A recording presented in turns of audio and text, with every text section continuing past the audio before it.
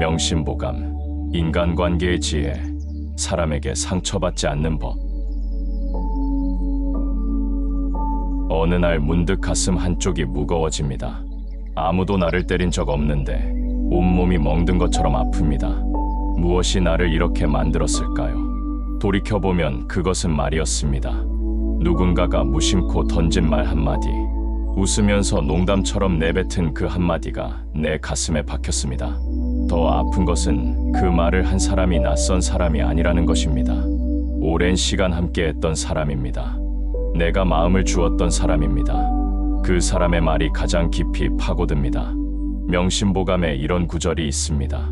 화살은 먼 곳에서 날아올 때보다 가까운 곳에서 날아올 때 더 정확하게 급소를 찾는다고 말입니다. 천년 전 성현들도 이미 알고 있었습니다. 가까운 사람에게서 받는 상처가 가장 치명적이라는 것을요. 우리는 날마다 수많은 관계 속을 살아갑니다. 가족과 친구와 동료와 이웃들, 그들과의 관계는 때로 따뜻한 햇살처럼 우리를 감싸지만 때로는 날카로운 칼날처럼 우리를 베어냅니다. 문제는 우리가 그 칼날을 피할 수 없다는 것입니다. 사람과의 관계를 완전히 끊을 수는 없으니까요. 그렇다면 어떻게 해야 할까요? 어떻게 하면 칼날에 베이지 않고 사람들과 함께 살아갈 수 있을까요?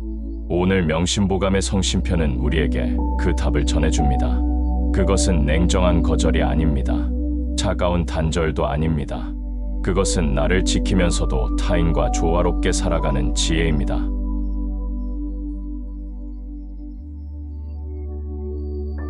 성심편에 이런 가르침이 있습니다.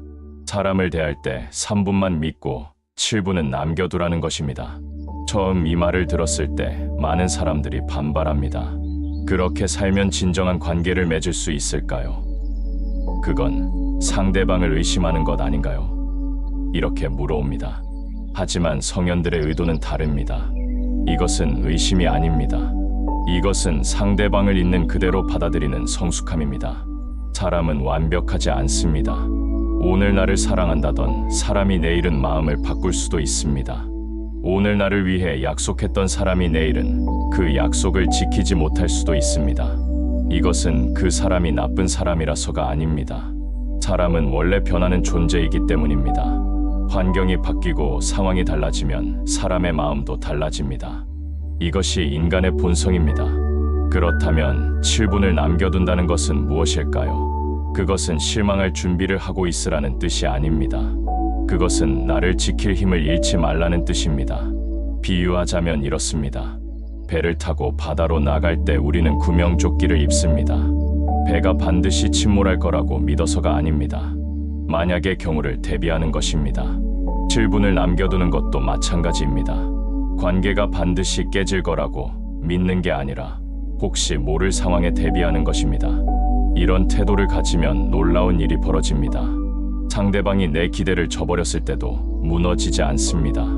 왜냐하면 이미 마음의 준비가 되어 있었기 때문입니다. 실망은 하되 절망하지 않습니다. 슬프지만 파괴되지 않습니다. 성심편은 또 이렇게 말합니다. 사람을 대할 때 모든 마음을 다 주지 말고 적당한 거리를 두라고 말입니다. 이 말도 처음에는 냉정하게 느껴질 수 있습니다. 하지만 이것이야말로 관계를 오래 건강하게 유지하는 비결입니다. 적당한 거리란 무엇일까요? 그것은 서로의 존엄을 해치지 않을 안전한 공간입니다. 너무 가까우면 서로의 결점이 크게 보입니다. 작은 실수도 큰 실망이 됩니다. 하지만 적당한 거리를 유지하면 서로의 좋은 면을 더 잘 볼 수 있습니다.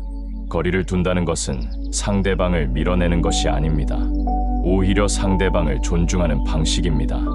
나와 상대방이 서로 다른 독립된 인간임을 인정하는 것입니다. 그 다름을 침범하지 않는 것입니다. 고슴도치의 우화를 떠올려 봅니다. 추운 겨울날 고슴도치들이 서로 따뜻함을 나누려고 가까이 다가갑니다. 하지만 너무 가까우면 서로의 가시에 찔립니다. 결국 고슴도치들은 따뜻함을 나눌 수 있으면서도 가시에 찔리지 않을 적절한 거리를 찾아냅니다. 인간관계도 마찬가지입니다. 서로에게 온기를 줄 수 있으면서도 상처 주지 않을 거리가 필요합니다. 그 거리는 사람마다 다르고 관계마다 다릅니다. 중요한 것은 그 거리를 찾으려는 노력 자체입니다.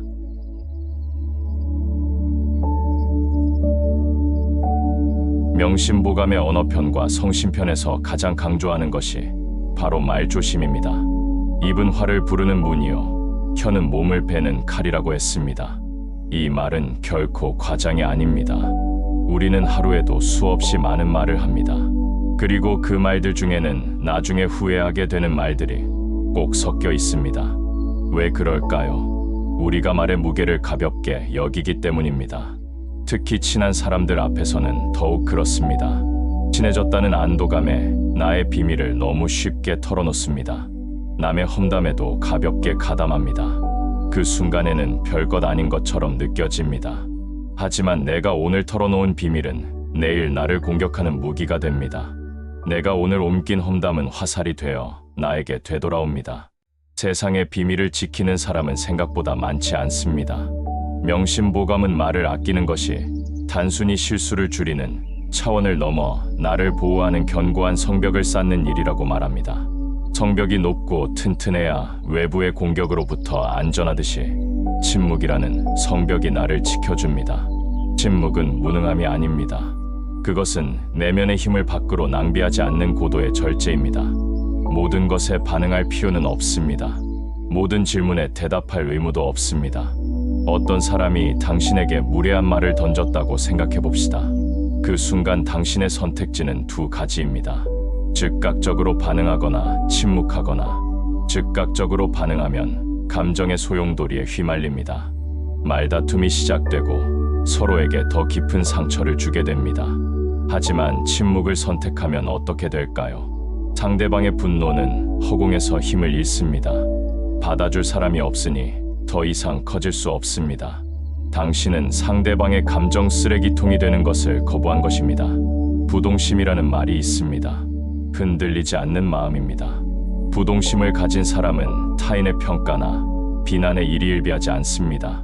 왜냐하면 자신의 가치가 타인의 혀끝에 달린 것이 아니라 자기 안의 고요한 품격 속에 있음을 알기 때문입니다. 물론 침묵이 언제나 정답은 아닙니다.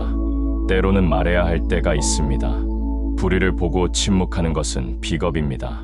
잘못된 것을 바로잡아야 할 때 침묵하는 것은 나약함입니다. 하지만 대부분의 경우 우리는 말을 너무 많이 하는 것이 문제입니다. 침묵이 필요한 순간에 말을 하고 말이 필요한 순간에 침묵하는 어리석음을 범합니다. 지혜로운 사람은 언제 말하고 언제 침묵해야 하는지를 압니다. 침묵의 기술은 세 가지로 나누어집니다. 첫째는 불필요한 말을 하지 않는 것입니다. 하지 않아도 되는 말이 있습니다. 해도 아무 도움이 안 되는 말이 있습니다. 그런 말은 아예 하지 않는 습관을 들이는 것입니다. 둘째는 감정적일 때 말하지 않는 것입니다. 화가 났을 때, 슬플 때, 흥분했을 때 하는 말은 대부분 후회로 돌아옵니다. 감정이 가라앉을 때까지 기다렸다가 차분하게 말하는 것이 현명합니다. 셋째는 남의 말을 옮기지 않는 것입니다. 가가 나에게 한 말을 다에게 옮기고 다가 나에게 한 말을 가에게 옮기는 사이에서 분쟁이 시작됩니다. 남의 말을 전하지 않는 것만으로도 많은 문제를 예방할 수 있습니다. 명심보감은 말합니다. 입을 조심하면 화가 줄어들고 혀를 조심하면 몸이 편안해진다고 말입니다. 이 간단한 진리를 우리는 너무 자주 잊고 삽니다.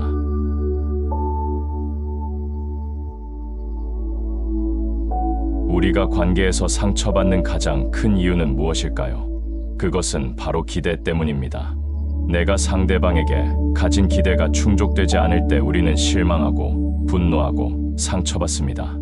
명심보감은 인간의 이런 심리를 예리하게 꿰뚫어 봅니다. 남에게 은혜를 베풀 때는 보답을 기대하지 말라고 했습니다.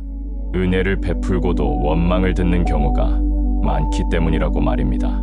참으로 역설적인 가르침입니다. 우리는 누군가에게 친절을 베풀면 당연히 감사의 말을 들을 것이라고 기대합니다. 내가 누군가를 도와주면 그 사람도 언젠가 나를 도와줄 것이라고 믿습니다. 하지만 현실은 우리의 기대를 배신합니다. 오히려 친절을 베풀었더니 그것이 당연한 권리인 줄 아는 사람들이 있습니다. 한 번 도와주면 계속 도와주기를 바라는 사람들이 있습니다. 거절하면 배은망덕하다고 비난하는 사람들도 있습니다. 왜 이런 일이 벌어질까요? 그것은 우리가 기대를 가지고 친절을 베풀기 때문입니다. 순수한 마음으로 베푼 것이 아니라 어딘가에 보상을 바라는 마음이 숨어 있기 때문입니다. 명심보감은 가르칩니다. 진정한 덕은 아무런 대가를 바라지 않는 마음에서 나온다고 말입니다. 이것은 성경의 가르침과도 통합니다. 오른손이 하는 일을 왼손이 모르게 하라는 말씀과 같은 뜻입니다. 그렇다면 우리는 어떻게 해야 할까요? 기대를 완전히 버리는 것이 가능할까요? 솔직히 말하면 쉽지 않습니다. 인간인 이상 기대를 완전히 버리기는 어렵습니다. 하지만 기대를 낮출 수는 있습니다. 기대의 크기를 조절할 수는 있습니다. 내가 누군가에게 무언가를 해줄 때 이렇게 마음을 먹는 것입니다. 이것은 내가 하고 싶어서 하는 것이다. 상대방의 반응이 어떻든 나는 후회하지 않겠다고 말입니다. 이것은 체념이 아닙니다. 오히려 더 자유로운 마음입니다. 상대방의 반응에 내 기분이 좌우되지 않으니 더 편안하게 관계를 맺을 수 있습니다. 상대방도 나에게 빚진 기분을 느끼지 않으니 더 편안합니다. 기대를 낮추면 놀라운 일이 벌어집니다. 작은 친절에도 감사하게 됩니다. 상대방이 내게 작은 배려를 보여줄 때 그것이 당연한 것이 아니라 고마운 것으로 느껴집니다. 관계가 한결 가벼워지고 편안해집니다. 명심보감에는 또 이런 말이 있습니다. 가까운 사람일수록 더욱 예의를 지켜라고 말입니다. 이 말의 의미는 무엇일까요? 우리는 가까운 사람에게 오히려 무례하게 대하는 경향이 있습니다. 가족이니까 친구니까 이 정도는 괜찮겠지 하는 마음으로 함부로 대합니다. 예의를 차리는 것은 남한테만 하는 것이라고 착각합니다. 하지만 이것은 큰 잘못입니다. 가까운 사람일수록 더 조심해야 합니다. 왜냐하면 가까운 사람에게서 받는 상처가 가장 깊기 때문입니다. 그리고 가까운 관계일수록 한번 깨지면 회복하기 어렵기 때문입니다. 예의를 지킨다는 것은 형식적인 태도를 유지하라는 뜻이 아닙니다. 상대방을 독립된 인격체로 존중하라는 뜻입니다. 아무리 가까워도 함부로 대해서는 안 된다는 뜻입니다. 부모와 자식 사이라 해도 서로 존중해야 합니다. 오랜 친구 사이라 해도 선을 지켜야 합니다. 가깝다는 이유로 상대방의 영역을 침범하고 상대방의 감정을 무시하는 것은 폭력입니다. 기대를 낮추고 예의를 지키는 것, 이 두 가지만 잘 지켜도 관계에서 받는 상처는 훨씬 줄어듭니다. 내가 상대방에게 많은 것을 바라지 않고 상대방을 존중하는 태도로 대하면 갈등이 생길 이유가 없습니다.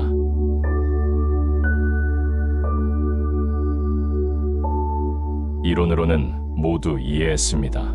거리를 두어야 하고 침묵을 지켜야 하고 기대를 낮춰야 한다는 것을 말입니다. 하지만 실천은 또 다른 문제입니다.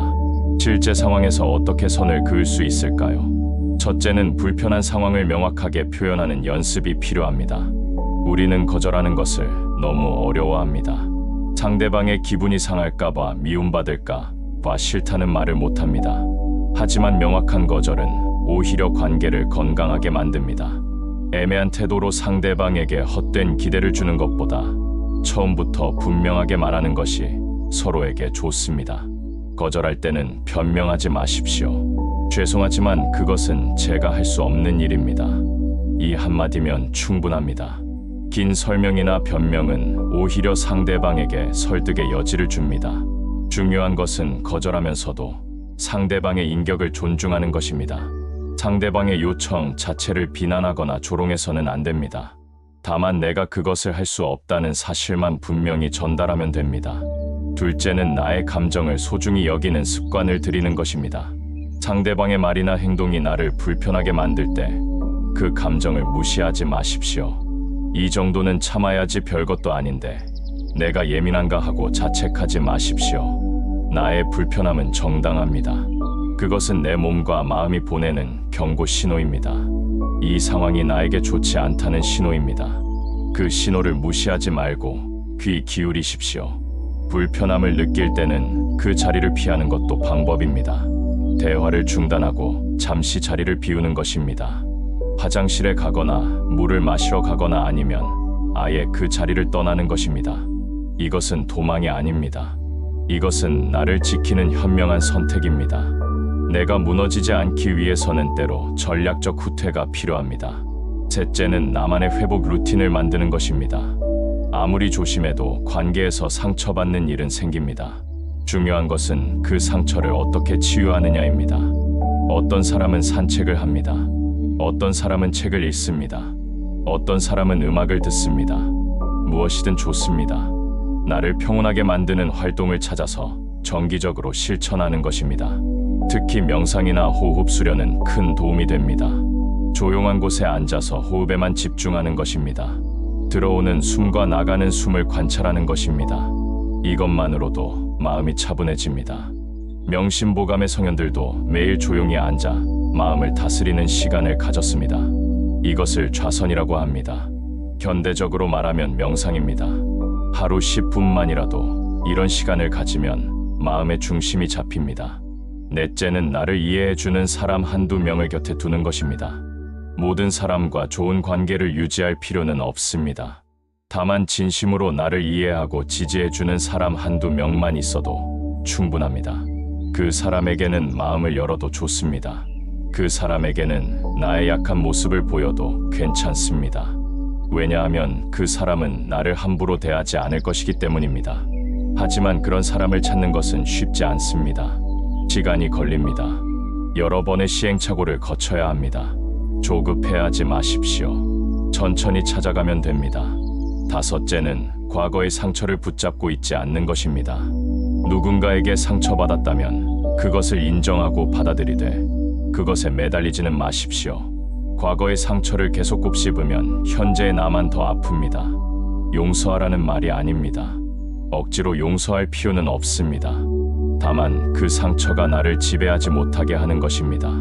상처는 있되 그것이 내 인생의 중심이 되지 않게 하는 것입니다.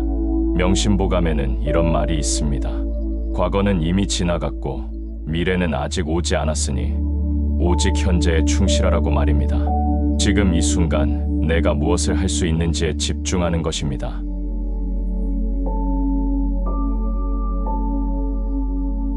사람에게 상처받지 않는 법의 핵심은 결국 한 가지로 귀결됩니다. 그것은 내 마음의 주인은 나라는 사실을 잊지 않는 것입니다.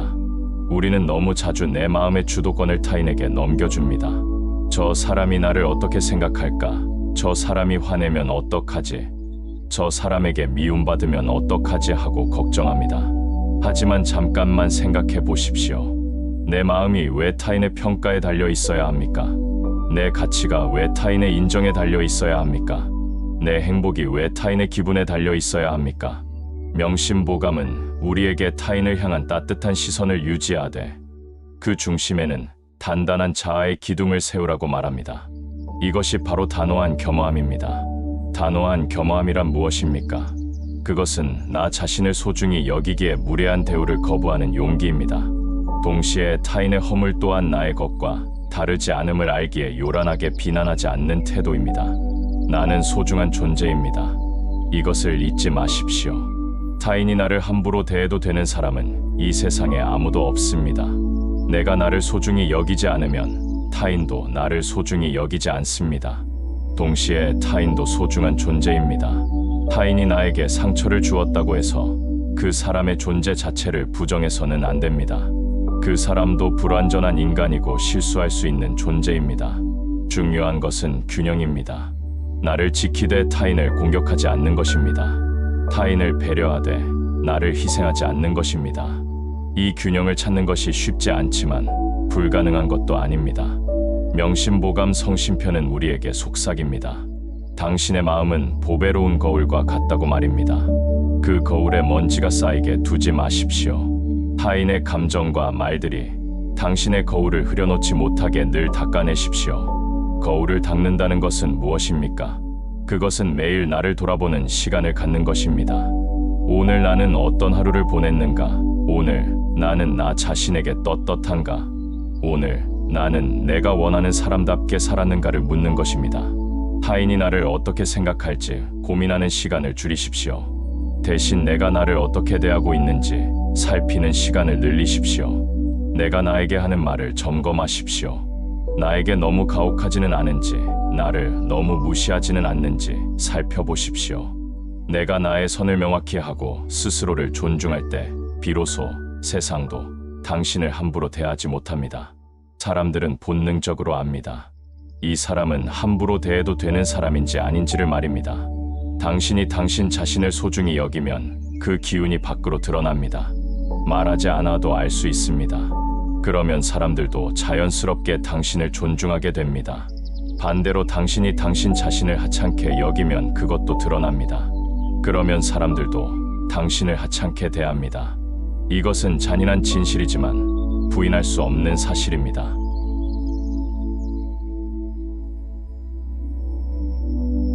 상처받지 않는 비결은 세상이 바뀌는 것이 아닙니다. 당신이 어떤 풍파 앞에서도 미소 지을 수 있는 단단한 내면의 산이 되는 것입니다. 산을 생각해 보십시오. 산은 비바람이 몰아쳐도 그 자리에 서 있습니다. 눈보라가 휘몰아쳐도 꿋꿋합니다. 세월이 흘러도 묵묵히 그 자리를 지킵니다. 산이 강한 것은 단단하기 때문만이 아닙니다. 산은 유연합니다. 나무들이 바람에 흔들리는 것을 허락합니다.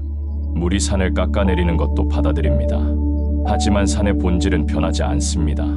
우리도 그렇게 되어야 합니다. 타인의 말과 행동에 흔들릴 수는 있습니다. 상처받을 수도 있습니다. 하지만 우리의 본질까지 흔들려서는 안 됩니다. 내가 누구인지, 내가 무엇을 소중히 여기는지 그것만은 지켜야 합니다. 명심보감의 가르침을 다시 떠올려 봅니다. 3분만 믿고 7분은 남겨두는 것, 적당한 거리를 유지하는 것, 말을 아끼는 것, 기대를 낮추는 것, 이 모든 것이 결국 나를 지키는 방법입니다. 이것은 이기적인 태도가 아닙니다. 오히려 가장 현명한 태도입니다. 내가 무너지지 않아야 타인을 도울 수 있습니다. 내가 건강해야 건강한 관계를 맺을 수 있습니다. 비행기 안전 수칙을 생각해 보십시오. 비상 상황이 발생하면 산소 마스크를 먼저 자신에게 착용하고 그 다음에 옆 사람을 도우라고 합니다. 왜 그럴까요? 내가 먼저 살아야 남을 살릴 수 있기 때문입니다. 인간관계도 마찬가지입니다. 내가 먼저 단단해야 합니다. 내 마음이 먼저 평온해야 합니다. 그래야 타인에게도 평온을 줄 수 있습니다. 오늘부터 실천해 보십시오. 작은 것부터 시작하십시오. 하기 싫은 부탁을 한번 거절해 보십시오. 불필요한 말을 한번 참아 보십시오. 누군가에게 화가 나도 침묵으로 대응해 보십시오. 처음에는 어색할 것입니다. 죄책감이 들 수도 있습니다. 하지만 계속하다 보면 익숙해집니다. 그리고 놀라운 변화를 경험하게 됩니다. 관계가 더 편안해지고 마음이 더 가벼워집니다. 명심보감의 성현들은 수백 년 전에 이미 이 진리를 알고 있었습니다. 사람에게 상처받지 않는 법은 타인을 멀리하는 것이 아니라 나를 단단히 세우는 것이라는 진리를 말입니다. 당신의 마음은 보배입니다. 그 보배를 지키십시오. 아무에게나 함부로 내주지 마십시오. 당신의 마음에 들어올 자격이 있는 사람에게만 문을 여십시오. 동시에 타인의 마음도 보배임을 기억하십시오. 함부로 대하지 마십시오. 존중하십시오. 그러면 세상은 당신을 향해 더 부드러워질 것입니다. 오늘 이 순간부터 당신은 더 이상 타인의 말과 행동에 휘둘리는 연약한 존재가 아닙니다. 당신은 어떤 풍파 속에서도 흔들리지 않는 단단한 산입니다. 명심보감의 지혜가 당신의 뿌리가 되어 당신을 지탱할 것입니다. 천년의 지혜가 오늘 당신에게 전합니다. 사람에게 상처받지 않는 진정한 힘은 밖에서 오는 것이 아니라 안에서 나온다는 것을 말입니다. 당신 안에 이미 그 힘이 있습니다. 이제 그것을 깨우칠 시간입니다.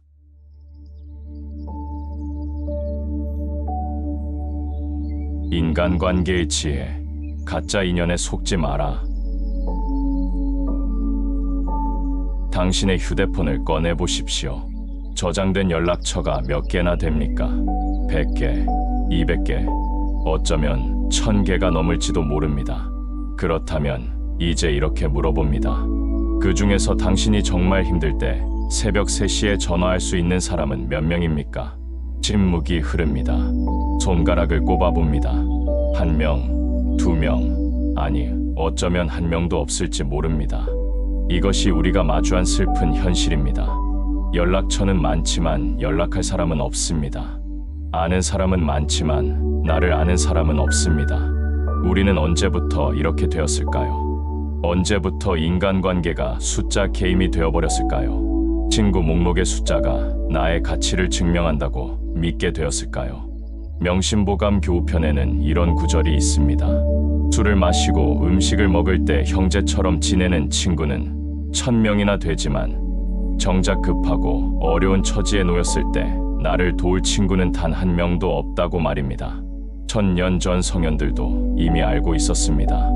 화려한 자리에 모여드는 사람들의 본질을 말입니다. 그들은 당신을 사랑하는 것이 아닙니다. 당신이 가진 무언가를 사랑하는 것입니다. 당신의 지위를 사랑합니다. 당신의 돈을 사랑합니다. 당신의 인맥을 사랑합니다. 당신이 제공하는 즐거움을 사랑합니다. 하지만 당신 자체를 사랑하는 사람은 거의 없습니다. 이것을 깨닫는 순간은 언제입니까? 대개 당신이 넘어졌을 때입니다. 실패했을 때입니다. 더 이상 줄 것이 없어졌을 때입니다. 그때 비로소 보입니다. 당신 곁에 있던 수많은 사람들이 연기처럼 사라지는 모습이 말입니다.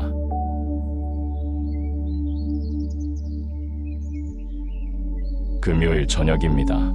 회식 자리가 무르익었습니다. 술이 몇 순배 돌았습니다.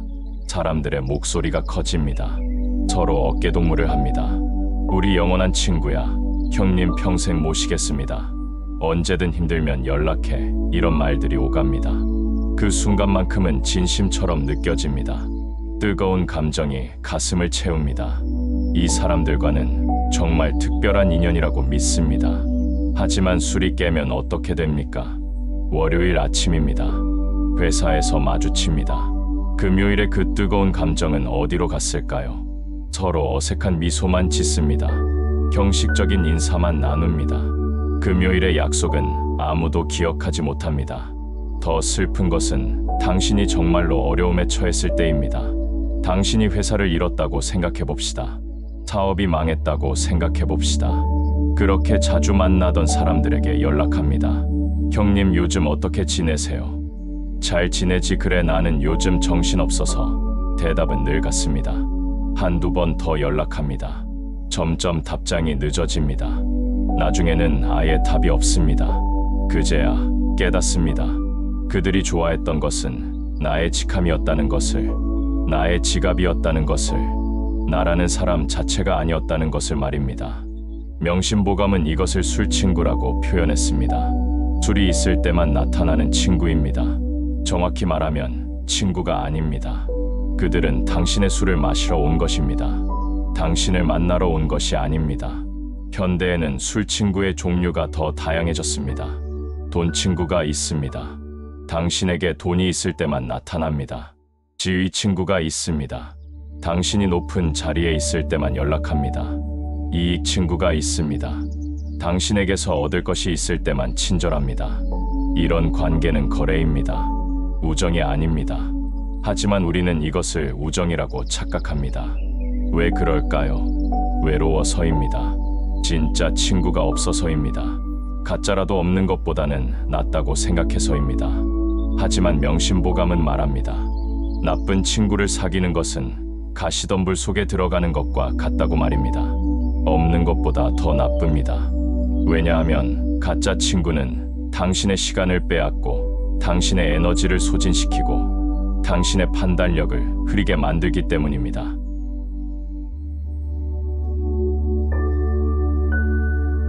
그렇다면 어떻게 진짜와 가짜를 구별할 수 있을까요? 명심보감 성심편은 이렇게 말합니다. 그 사람의 얼굴은 알 수 있어도 그 마음속까지 알기는 어렵다고 말입니다. 우리는 사람을 판단할 때 자주 실수를 합니다. 겉모습에 속습니다.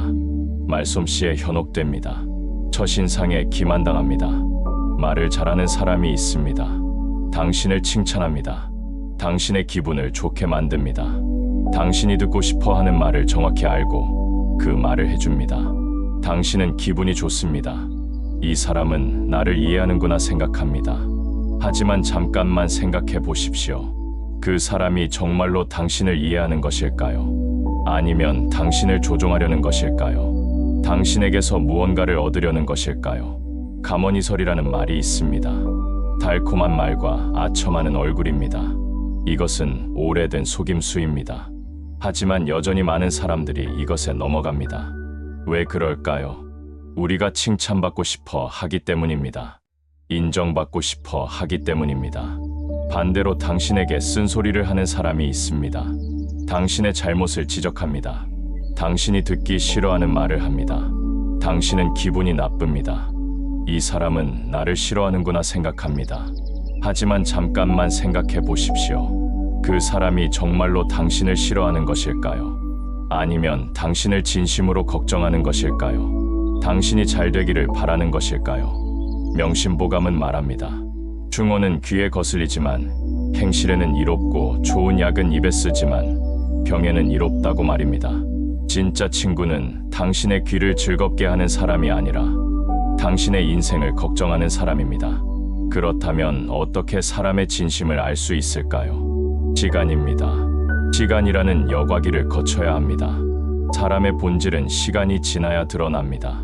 처음 만났을 때는 누구나 좋은 모습만 보여줍니다. 최선을 다해 좋은 인상을 주려고 합니다. 하지만 시간이 지나면 본 모습이 나옵니다. 가면을 계속 쓰고 있을 수는 없습니다. 특히 어려운 상황에서 사람의 본질이 드러납니다. 당신이 잘 나갈 때는 모두가 친절합니다. 하지만 당신이 힘들 때 누가 남아있습니까?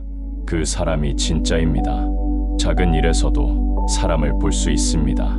식당 종업원에게 어떻게 대하는지를 보십시오. 자기보다 약한 사람에게 어떻게 대하는지를 보십시오. 아무도 보지 않을 때 어떻게 행동하는지를 보십시오. 명심보감은 또 이렇게 말합니다. 사람을 사귈 때 성급히 친해지지 말라고 말입니다. 천천히 관계를 쌓아가라고 합니다. 서두르면 실수합니다. 너무 빨리 마음을 열면 다칩니다.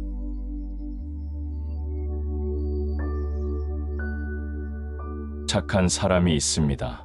부탁을 거절하지 못하는 사람입니다. 누가 도움을 청하면 자신이 힘들어도 도와줍니다. 누가 부탁하면 자신의 일을 제쳐두고 달려갑니다. 처음에는 사람들이 고마워합니다. 착한 사람이라고 칭찬합니다. 하지만 시간이 지나면 어떻게 됩니까? 그 착함이 당연한 것이 됩니다. 부탁해도 되는 사람이 됩니다. 거절하지 않는 사람이 됩니다. 그러면 사람들이 더 많이 부탁합니다. 더 큰 것을 요구합니다. 어느 순간 그 착한 사람은 모두의 도구가 됩니다. 자신의 삶은 없습니다. 남의 부탁을 들어주느라 자신의 일은 하지 못합니다. 더 슬픈 것은 정작 그 착한 사람이 힘들 때입니다. 그렇게 많은 사람을 도왔는데 막상 자신이 도움이 필요할 때 아무도 없습니다. 왜 그럴까요? 사람들은 그가 도움이 필요할 리 없다고 생각합니다. 그는 늘 도와주는 사람이지 도움받는 사람이 아니라고 생각합니다. 명심보감은 경고합니다. 은혜를 베풀 때는 보답을 기대하지 말라고 하지만 동시에 이렇게도 말합니다. 은혜를 베풀고도 원망을 듣는 경우가 많다고 말입니다. 이것이 무슨 뜻입니까? 당신의 선의가 항상 선의로 받아들여지는 것은 아니라는 뜻입니다. 당신이 도와줬는데 오히려 당연한 권리로 여기는 사람이 있습니다. 당신이 더 많이 주지 않으면 서운해하는 사람이 있습니다. 이런 사람들은 당신을 친구로 보지 않습니다. 당신을 자원으로 봅니다. 필요할 때 쓰는 도구로 봅니다. 그들에게 당신은 인격이 아니라 기능입니다. 선량함은 아름답습니다. 하지만 분별 없는 선량함은 위험합니다. 누구에게나 착한 것은 미덕이 아니라 무능입니다. 나쁜 사람에게까지 착하면 결국 나쁜 사람만 이득을 봅니다. 명심보감은 말합니다. 호랑이를 키우면 나중에 화를 입는다고 말입니다. 나쁜 사람을 가까이 하면 언젠가 그 사람에게 물립니다. 아무리 착하게 대해도 나쁜 사람은 변하지 않습니다. 오히려 당신의 착함을 약점으로 여깁니다.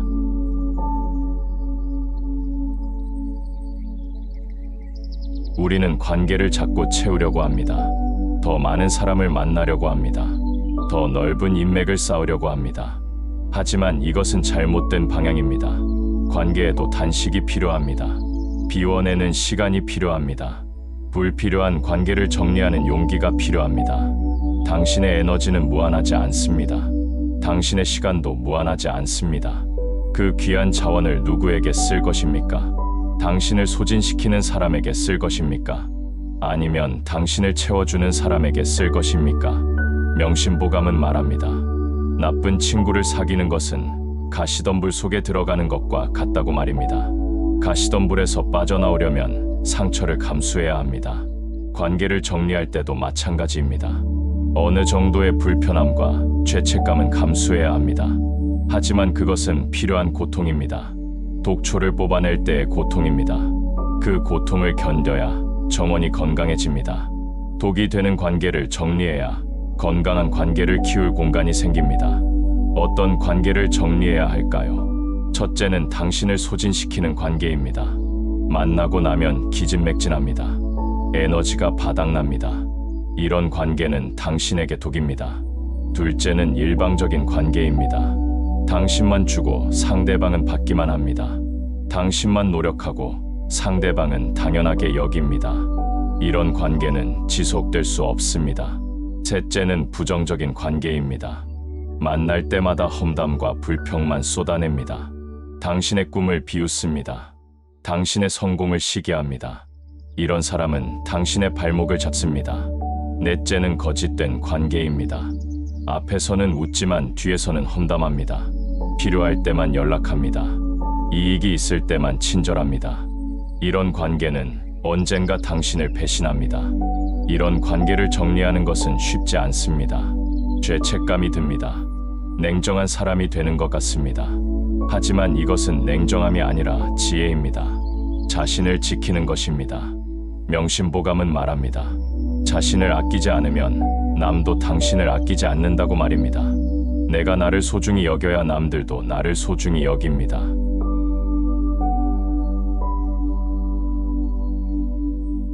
관계를 정리하고 나면 외로워집니다. 연락처가 줄어듭니다. 만나는 사람이 줄어듭니다. 하지만 이상한 일이 벌어집니다. 더 외롭지 않습니다. 오히려 더 평온합니다. 왜 그럴까요? 가짜가 사라지면 진짜가 보이기 때문입니다. 소음이 줄어들면 진짜 목소리가 들리기 때문입니다. 남은 사람은 많지 않을 수 있습니다. 어쩌면 5명일 수도 있고 3명일 수도 있습니다. 극단적으로는 단 1명일 수도 있습니다. 하지만 그것으로 충분합니다. 명심보감은 말합니다. 친구는 많을수록 좋은 것이 아니라 진실할수록 좋은 것이라고 말입니다. 1000명의 술친구보다 1명의 진짜 친구가 낫습니다. 진짜 친구는 어떤 사람입니까? 당신이 잘 될 때 시기하지 않는 사람입니다. 당신이 못 될 때 비웃지 않는 사람입니다. 당신의 성공에 진심으로 기뻐하고 당신의 실패에 진심으로 안타까워하는 사람입니다. 진짜 친구는 당신에게 쓴소리를 할 수 있는 사람입니다. 당신의 잘못을 지적할 용기가 있는 사람입니다. 당신이 틀렸을 때 솔직하게 말해줄 수 있는 사람입니다. 진짜 친구는 당신의 침묵을 이해하는 사람입니다. 말하지 않아도 알아주는 사람입니다. 함께 있어도 불편하지 않은 사람입니다. 아무 말 없이 옆에 있어주는 것만으로도 위안이 되는 사람입니다. 이런 친구는 쉽게 만들어지지 않습니다. 시간이 필요합니다. 여러 번의 시험이 필요합니다. 함께 웃고 함께 울어봐야 합니다. 함께 성공하고 함께 실패해봐야 합니다. 그래서 진짜 친구는 귀합니다. 평생 단 1명만 만나도 행운입니다. 그런 친구가 있다면 소중히 하십시오. 당연하게 여기지 마십시오. 명심보감은 말합니다. 좋은 친구를 얻는 것은 보배를 얻는 것과 같다고 말입니다. 보배는 함부로 다루지 않습니다. 귀하게 여깁니다. 친구도 마찬가지입니다.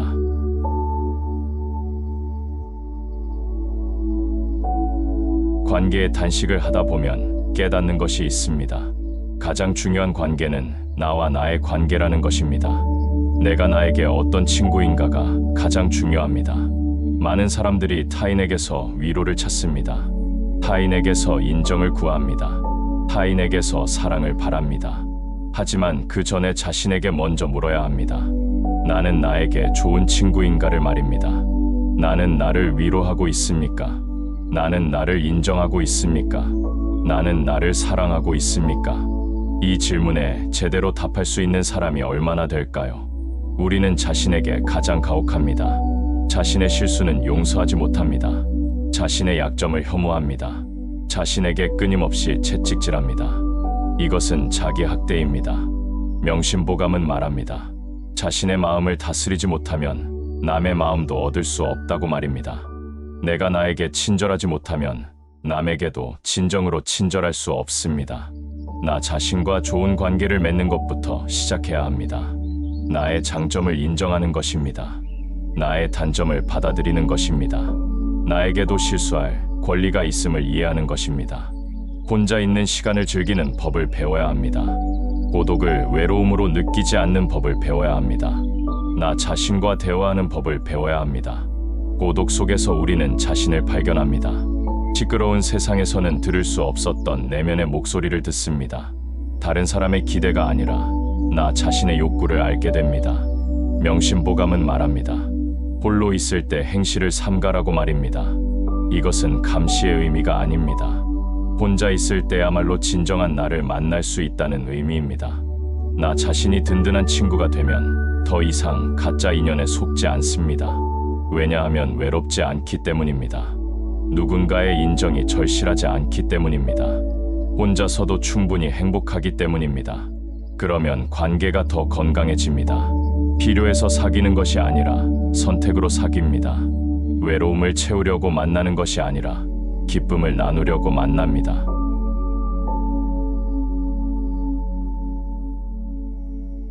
이제 마지막 질문입니다. 어떻게 하면 진짜 인연을 알아볼 수 있을까요? 명심보감은 몇 가지 기준을 제시합니다. 첫째는 시간입니다. 진짜는 시간이 지나도 변하지 않습니다. 당신이 잘 될 때도 못 될 때도 같은 태도로 대합니다. 급하게 친해진 관계는 급하게 멀어집니다. 천천히 쌓인 관계가 오래 갑니다. 둘째는 일관성입니다. 진짜는 앞뒤가 같습니다. 당신 앞에서 하는 말과 뒤에서 하는 말이 다르지 않습니다. 이익이 있을 때나 없을 때나 같은 모습입니다. 셋째는 정직함입니다. 진짜는 듣기 좋은 말만 하지 않습니다. 때로는 당신이 듣기 싫어하는 말도 합니다. 당신의 기분보다 당신의 성장을 더 중요하게 여깁니다. 넷째는 존중입니다. 진짜는 당신의 경계를 존중합니다. 당신이 원하지 않는 것을 강요하지 않습니다. 당신의 선택을 인정합니다. 당신을 바꾸려 하지 않습니다. 다섯째는 호혜성입니다. 진짜 관계는 균형이 있습니다. 한쪽만 주고 한쪽만 받지 않습니다. 서로 주고받습니다. 서로 배려합니다. 서로 성장시킵니다. 이런 기준으로 당신 주변 사람들을 살펴보십시오. 냉정하게 평가하십시오. 감정에 휘둘리지 마십시오. 진짜와 가짜를 구별하십시오. 그리고 용기를 내십시오. 가짜를 정리할 용기를 내십시오. 진짜에게 더 집중할 용기를 내십시오. 처음에는 어렵습니다. 하지만 점점 쉬워집니다. 명심보감은 말합니다. 현명한 사람은 사람을 보는 눈이 있다고 말입니다. 그 눈은 타고나는 것이 아니라 경험으로 얻는 것입니다. 실수하고 배우면서 얻는 것입니다. 당신도 그 눈을 가질 수 있습니다. 시간이 걸릴 뿐입니다. 여러 번 속을 수도 있습니다. 하지만 포기하지 마십시오. 계속 배우십시오. 계속 성장하십시오.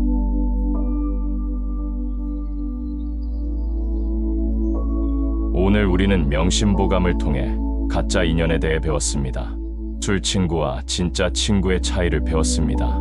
관계의 단식이 필요하다는 것을 배웠습니다. 이제 실천할 차례입니다. 당신의 연락처를 다시 보십시오. 그중 몇 명이 진짜입니까? 몇 명과 깊은 대화를 나눴습니까? 몇 명이 진정으로 당신을 아낍니까? 정직하게 답하십시오. 그리고 결정하십시오. 1000명의 가짜 친구와 함께할 것인지 아니면 1명의 진짜 친구와 함께할 것인지를 말입니다. 명심보감의 지혜는 명확합니다. 양보다 질입니다. 많음보다 깊음입니다. 화려함보다 진실함입니다. 당신의 에너지는 귀합니다. 아무에게나 주지 마십시오. 당신의 시간은 한정되어 있습니다. 의미 없는 관계에 낭비하지 마십시오. 당신의 마음은 보배입니다. 함부로 열지 마십시오. 진짜 인연은 많지 않아도 괜찮습니다. 단 한 명이어도 괜찮습니다. 중요한 것은 그 관계가 진실하다는 것입니다. 그 관계가 서로를 성장시킨다는 것입니다. 그 관계가 당신을 행복하게 만든다는 것입니다. 명심보감은 1000년 전부터 우리에게 말해왔습니다. 가짜에 속지 말라고 말입니다. 진짜를 알아보라고 말입니다. 적지만 진실한 관계를 만들라고 말입니다. 이제 당신의 선택입니다. 계속 가짜 인연에 에너지를 쏟을 것입니까? 아니면 진짜 인연에 집중할 것입니까? 명심보감의 지혜는 이미 답을 알려주었습니다. 이제 실천할 용기만 있으면 됩니다. 당신의 인생은 소중합니다. 그 소중한 인생을 진짜 인연들과 함께 나누십시오. 그것이 명심보감이 전하는 인간관계의 완성입니다.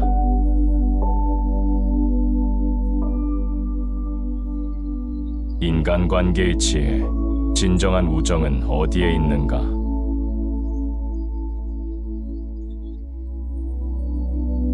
방 안에 혼자 있습니다. 아무 소리도 들리지 않습니다. 핸드폰을 집어듭니다. 습관적으로 화면을 켭니다. 새로운 메시지가 있는지 확인합니다. 없습니다. 다른 앱을 엽니다. 또 다른 앱을 엽니다. 무언가를 찾고 있습니다. 무엇을 찾고 있는 걸까요? 연결입니다. 누군가와 이어져 있다는 느낌입니다. 내가 혼자가 아니라는 확인입니다. 이 고요함을 깨뜨릴 무언가를 찾고 있습니다. 왜 우리는 혼자 있는 것을 이렇게 두려워할까요? 왜 고요함이 불편할까요? 왜 침묵이 무서울까요? 그것은 우리가 우리 자신과 마주하는 것을 피하고 있기 때문입니다. 혼자 있으면 생각이 떠오릅니다. 내가 피하고 싶었던 생각들이 말입니다. 내가 잘하고 있는 걸까? 나는 괜찮은 사람일까? 나의 인생은 의미가 있는 걸까? 이런 질문들이 밀려옵니다. 이 질문들이 두렵습니다. 그래서 우리는 소음으로 그 질문들을 덮어버립니다. 끊임없이 누군가와 연결되어 있으려고 합니다. 원치 않는 모임에도 나갑니다. 내키지 않는 대화에도 참여합니다. 영혼 없는 관계를 계속 이어갑니다. 왜 그럴까요? 혼자 남겨지는 것이 두렵기 때문입니다. 하지만 이것은 역설입니다. 우리는 외롭지 않기 위해 사람들과 함께 있지만 사람들과 함께 있어도 외롭습니다. 명심보감은 이런 우리에게 놀라운 진리를 전합니다. 진정한 우정을 얻고 싶다면 먼저 홀로 서는 법을 배워야 한다고 말입니다. 혼자 있는 것을 견딜 수 있는 사람만이 건강한 관계를 맺을 수 있다고 말입니다.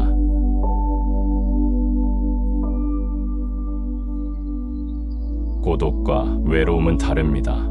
외로움은 결핍입니다. 누군가가 필요한데 없을 때 느끼는 감정입니다.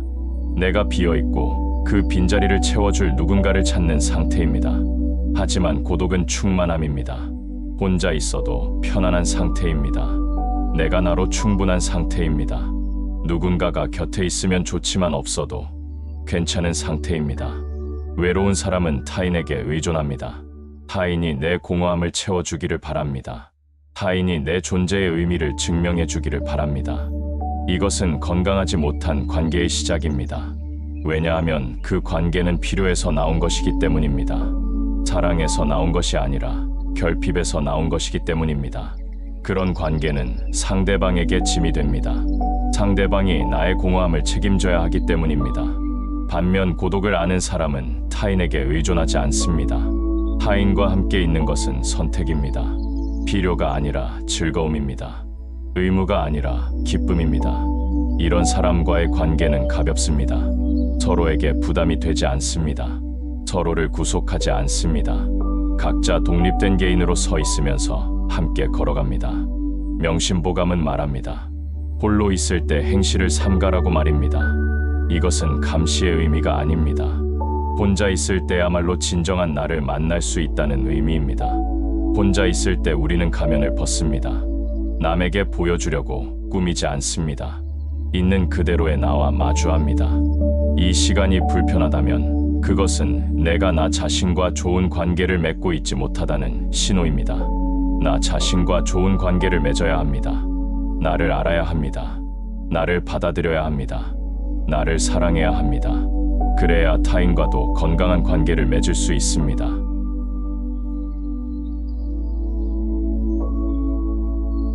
많은 사람들이 집착을 우정으로 착각합니다. 항상 함께 있어야 하고 모든 것을 공유해야 하고 서로에게 최우선이 되어야 한다고 생각합니다. 하지만 이것은 우정이 아니라 집착입니다. 집착은 상대방을 소유하려는 욕구입니다. 상대방이 나만 바라보기를 바랍니다. 상대방이 다른 사람과 친해지면 질투합니다. 상대방이 나 없이 즐거워하면 서운해합니다. 이런 관계는 건강하지 못합니다. 왜냐하면 상대방을 독립된 개인으로 보지 않고 나의 소유물로 보기 때문입니다. 상대방의 자유를 인정하지 않기 때문입니다. 진정한 우정은 자유를 존중합니다. 상대방이 다른 사람과 친해지는 것을 기뻐합니다. 상대방이 성장하는 것을 응원합니다.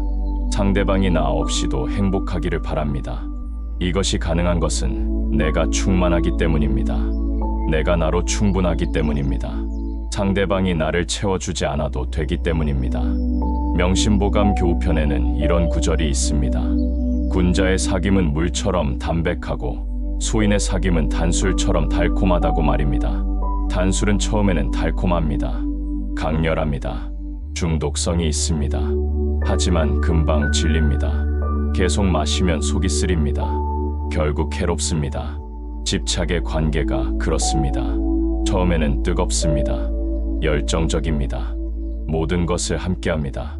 하지만 시간이 지나면 지칩니다. 서로에게 부담이 됩니다. 숨이 막힙니다. 반면 물은 담백합니다. 처음에는 맛이 없는 것 같습니다. 심심합니다. 하지만 결코 질리지 않습니다. 생명을 유지하는데 꼭 필요합니다. 없어서는 안 됩니다. 담백한 관계가 그렇습니다. 처음에는 밋밋할 수 있습니다. 드라마틱하지 않습니다. 하지만 오래갑니다. 편안합니다. 서로를 살립니다.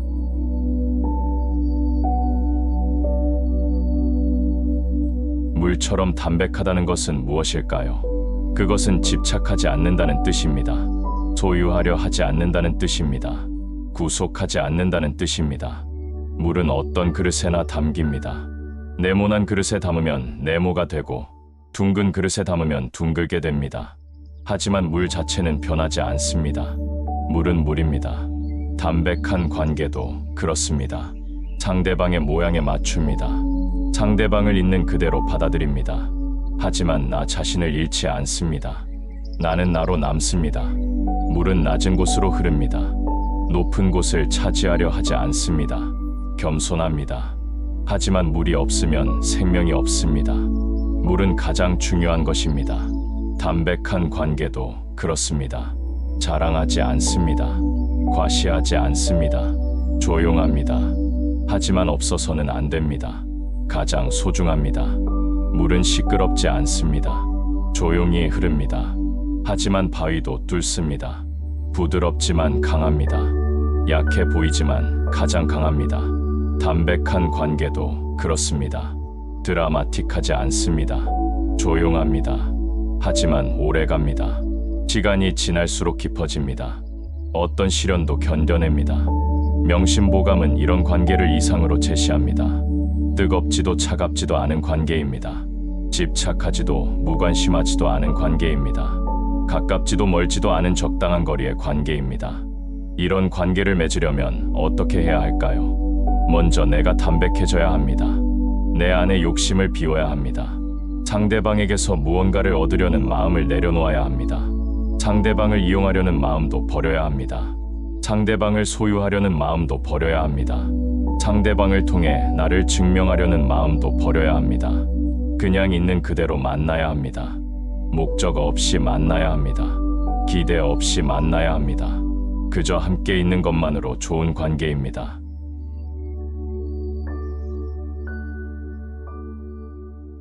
역설적이지만 진정한 친구는 기쁠 때 함께 웃어주는 사람입니다. 슬플 때 말없이 곁에 있어주는 사람입니다.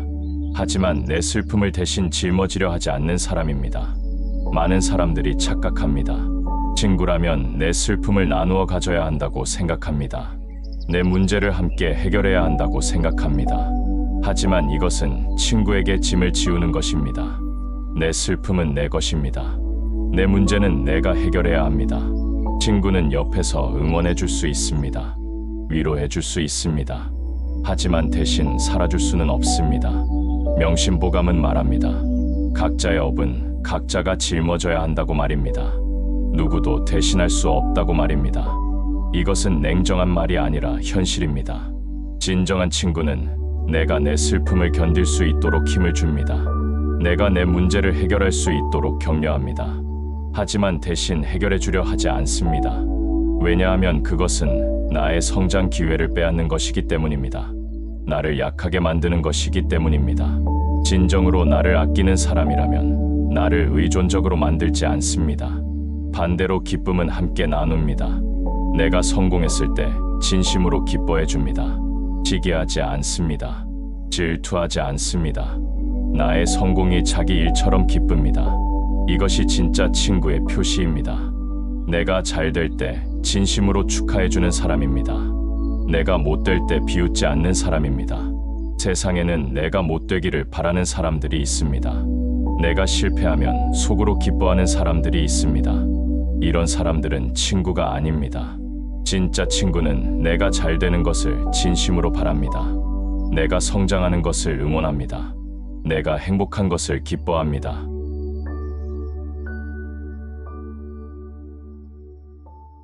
그렇다면 좋은 친구를 만나려면 어떻게 해야 할까요?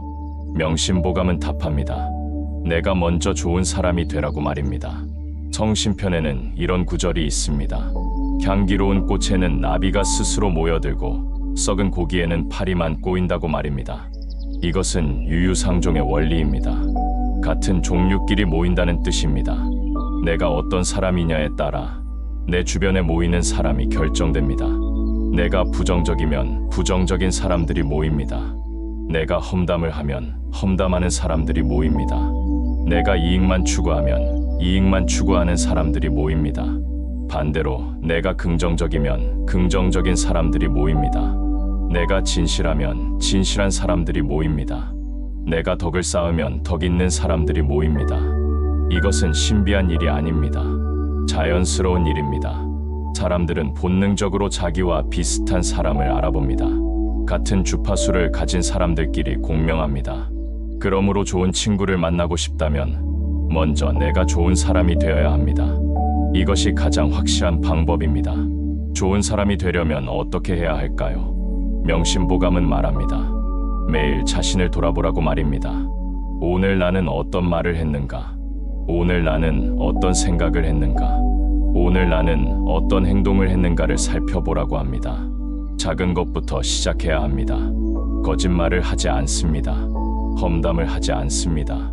남을 이용하지 않습니다. 약속을 지킵니다. 감사를 표현합니다. 친절을 베풉니다. 이런 작은 실천들이 쌓이면 내 인격이 변합니다. 내 인격이 변하면 내가 내뿜는 기운이 변합니다. 그러면 내 주변의 사람들이 변합니다. 억지로 인맥을 쌓으려 노력하지 않아도 됩니다. 명함을 돌리고 다니지 않아도 됩니다. 내가 향기로운 사람이 되면 좋은 사람들이 저절로 모여듭니다.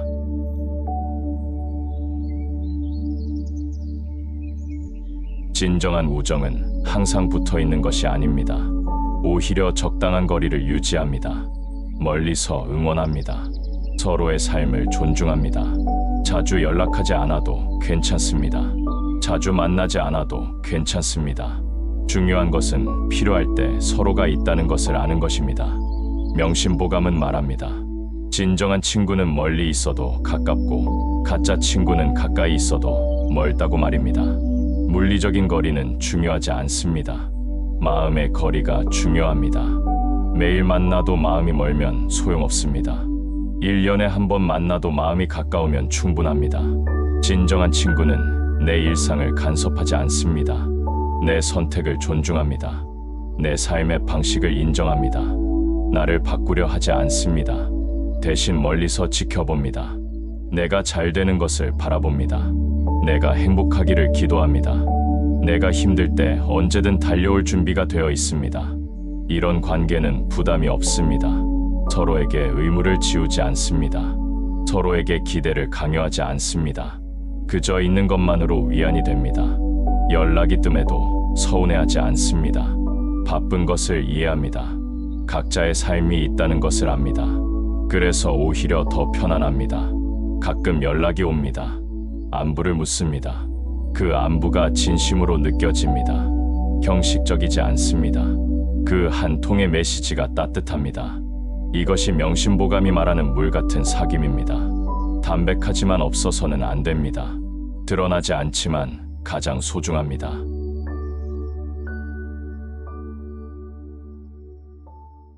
결국 모든 것은 나로 귀결됩니다. 인간관계의 문제도 나의 문제입니다.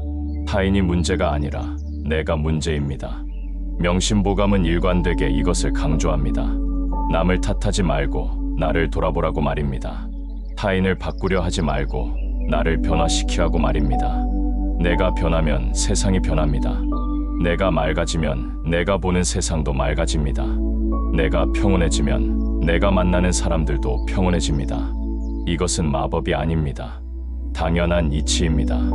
내가 적대적이면 세상도 적대적으로 보입니다. 내가 의심하면 모든 사람이 의심스럽습니다. 내가 불안하면 모든 관계가 불안합니다. 반대로 내가 평화로우면 세상도 평화롭습니다.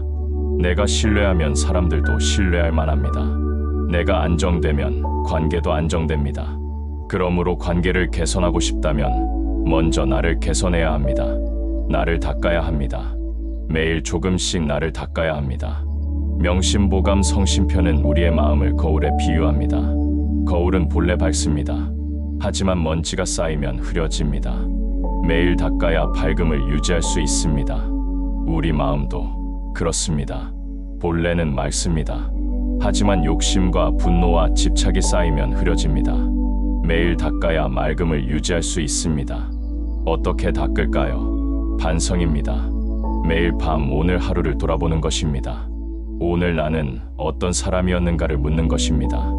누군가에게 상처를 주지는 않았는가? 거짓말을 하지는 않았는가? 욕심을 부리지는 않았는가? 이런 것들을 살피는 것입니다. 잘못한 것이 있다면 인정합니다. 변명하지 않습니다. 내일은 더 나아지겠다고 다짐합니다. 이것이 나를 닦는 과정입니다. 이 과정을 매일 반복하면 조금씩 변합니다. 한 번에 확 변하지는 않습니다. 하지만 꾸준히 하면 분명히 변합니다. 1년 전의 나와 지금의 나를 비교해 보십시오. 조금이라도 나아졌다면 잘하고 있는 것입니다. 조금씩 나아가면 됩니다.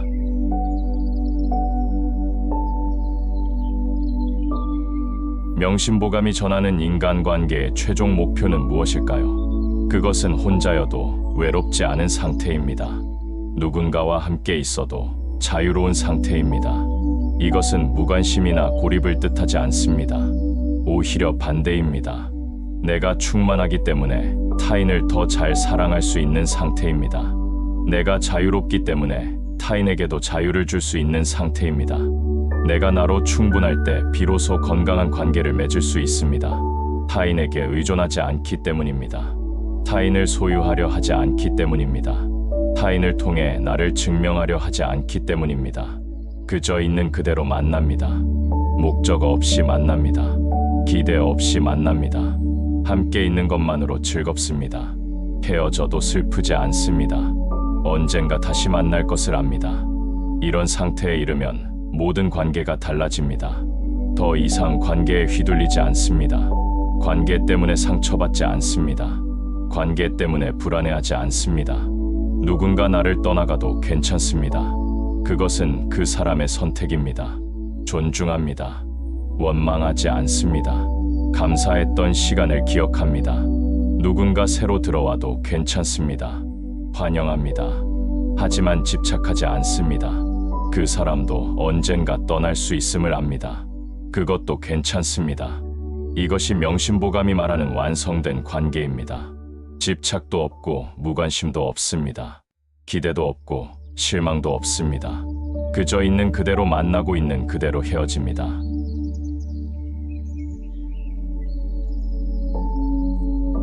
오늘 우리는 명심보감을 통해 진정한 우정에 대해 배웠습니다. 우정은 밖에서 찾는 것이 아니라 안에서 시작된다는 것을 배웠습니다. 먼저 나 자신과 친구가 되어야 합니다. 나를 알아야 합니다. 나를 받아들여야 합니다. 나를 사랑해야 합니다. 혼자 있는 것을 견딜 수 있어야 합니다. 그 다음 물처럼 담백한 관계를 맺어야 합니다. 집착하지 않습니다. 소유하지 않습니다. 구속하지 않습니다. 있는 그대로 만나고 있는 그대로 헤어집니다. 그리고 나 자신을 닦아야 합니다. 향기로운 사람이 되어야 합니다. 그러면 좋은 사람들이 저절로 모여듭니다. 억지로 인맥을 쌓을 필요가 없습니다. 마지막으로 멀리서 응원하는 법을 배워야 합니다. 항상 붙어 있을 필요는 없습니다. 적당한 거리를 유지합니다. 하지만 필요할 때는 언제든 달려갑니다. 이 모든 것의 시작은 나입니다. 타인이 아니라 나입니다. 내가 변하면 모든 것이 변합니다. 내가 맑아지면 세상도 맑아집니다. 명심보감은 1000년 동안 우리에게 말해왔습니다. 진정한 우정은 밖에서 구하는 것이 아니라고 말입니다. 나를 완성하는 것이 곧 관계를 완성하는 것이라고 말입니다. 이제 당신의 선택입니다. 계속 밖에서 친구를 찾을 것입니까? 아니면 안으로 들어가 나 자신과 친구가 될 것입니까? 혼자 있는 시간을 두려워하지 마십시오. 그 시간이야말로 진정한 나를 만나는 시간입니다. 그 시간을 통해 내가 충만해지면 진정한 친구들이 찾아올 것입니다. 물처럼 담백하게 살아가십시오. 향기로운 사람이 되십시오. 나를 매일 닦으십시오. 그러면 당신은 혼자여도 외롭지 않고 함께 있어도 자유로운 사람이 될 것입니다. 그것이 바로 명심보감이 전하는 진정한 우정의 완성입니다.